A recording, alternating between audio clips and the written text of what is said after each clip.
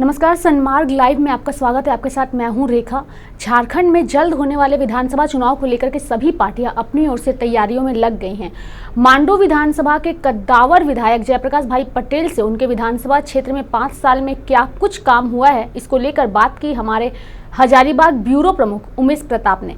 आप भी सुनिए क्या कुछ कहा विधायक जी ने। मांडू विधानसभा के कद्दावर विधायक और टेकलाल महतो जो झारखंड आंदोलन के अग्रणी नेता रहे हैं, उनके पुत्र जयप्रकाश भाई पटेल मेरे साथ बैठे हुए ये बात कर रहे हैं हम इनसे कि पिछले 5 वर्षों के भीतर मांडू विधानसभा में इनके विधायकी काल में क्या काम हुआ, इन्होंने किस योजनाओं को प्राथमिकता दी, कितने लोग पर उससे जो है सो लाभान्वित हुए और आगे जो योजनाएं इनकी छूट गई, जिन योजनाओं को इन्होंने लिया था लक्ष्य में कि इसे जोड़ेंगे, छूट गई, इस पर विस्तार से बात करेंगे। जयप्रकाश जी, आपका सन्मार्ग लाइव में स्वागत है। मुझे बताएं कि पिछले 5 वर्षों के भीतर आपने मांडू विधानसभा में क्या उल्लेखनीय काम किया जिसको गिना सकते हैं?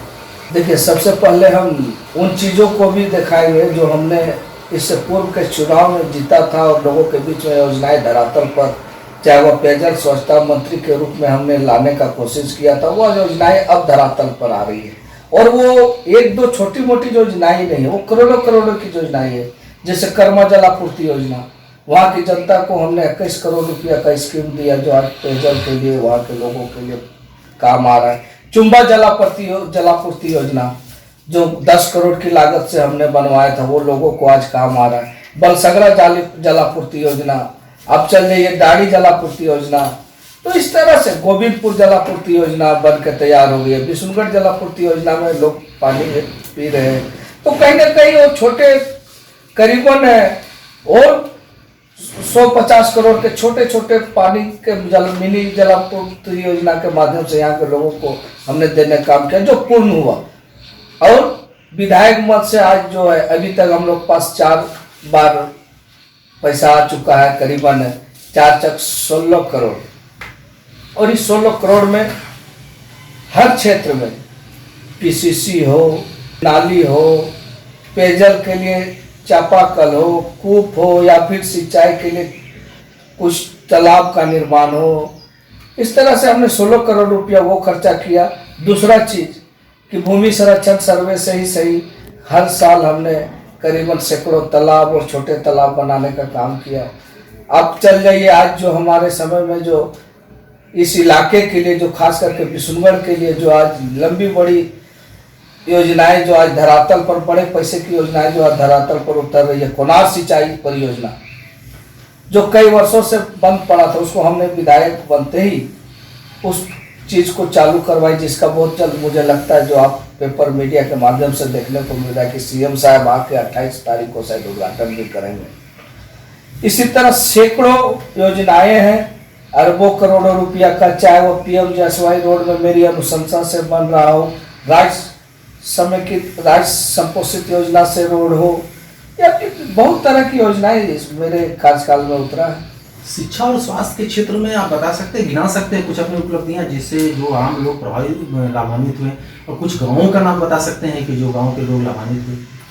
निश्चित रूप से देखिए, शिक्षा के माध्यम से पहला बात है कि मैं कोई शिक्षा मंत्री नहीं हूँ, लेकिन हम लोग से जो विधायक के कार्यकाल में विधायक के स्तर से जो काम होना है वो हम कर रहे हैं। आज सैकड़ों स्कूलों में हमने भवन देने का काम किया है, जहाँ बच्चे पढ़ लिख के अच्छा से ये बैठ सके, अच्छा से ज्ञान कर सके, अच्छा से शिक्षा ले सके।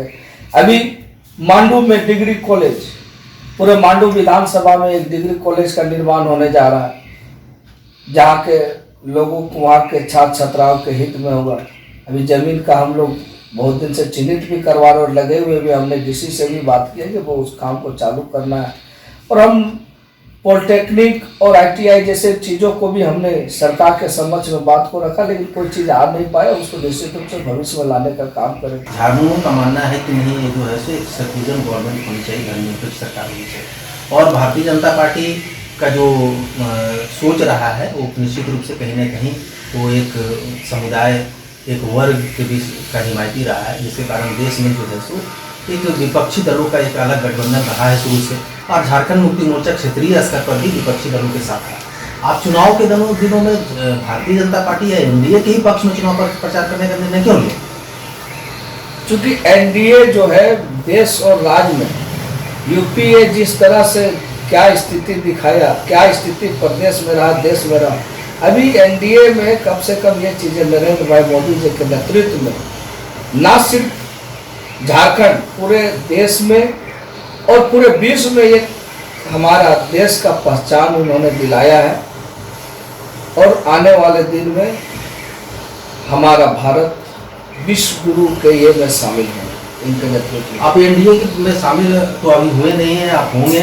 अब ये हमें पता है कि एनडीए में प्रमुख रूप से भारतीय जनता पार्टी है और उसके सहयोगी दल के रूप में आंसू रहा है। तो आप दोनों दलों में से किस दल में आप जा रहे हैं, कब जा रहे हैं? फिलहाल हम एनडीए फोल्डर का प्रचार किए थे और हम लोग विधानसभा चुनाव में भी एनडीए का प्रचार किया। निश्चित रूप से ये बहुत जल्द या धुंध छाप साफ हो जाएगा कि मैं किस दल में जा रहा हूँ। कहा करते थे कि झारखंड मुक्ति मोर्चा ही झारखंड में एक बेहतर सरकार, अस्थायी सरकार, झारखंड वासियों की सरकार, झारखंड के अस्मिता की सरकार दे सकती। क्या हुआ लोकसभा चुनाव? देखिए, मैंने कह दिया कि बोला करता था, जब उस लायक वो नहीं है तो अब हम कितना बार बार झूठ बोलेंगे।